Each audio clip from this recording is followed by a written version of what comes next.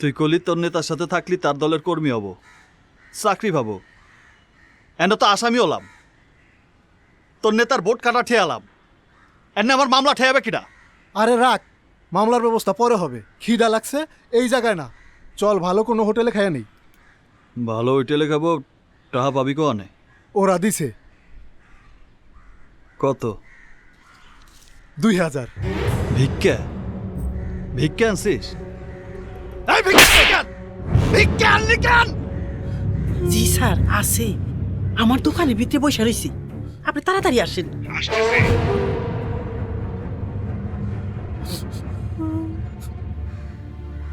এই এই কানবি না, যাবাক ওটি আনতে।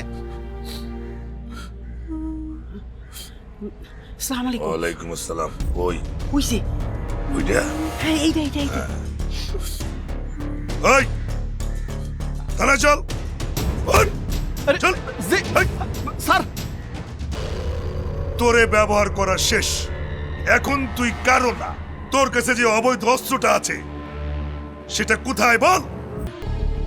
নির্বাচনে জয়লাভ করছি, আমি কাউন্সিলর হিসাবে সবচেয়ে বেশি ভোট পেয়েছি। তোমার ভাল লাগতেছে না? না। রাগ করবে না, আমি তোমার অনুমতি ছাড়া তোমার শরীর কোনোদিন টাচ করব না। আমার সাথে ভালো করে একটু কথা বলতে আর কতদিন লাগবে তোমার? আরে তুমি তো বোবা না, কথা বলো না কেন? মুখ খোলো, কথা বলো।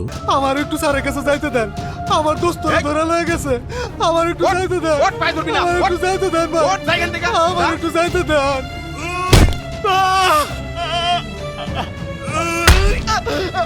1 মাস হয়ে গেল তোমাকে এনেছি, কিছুই তো বলো না। আমি তোমাকে অনেক ভালোবাসি হেনু।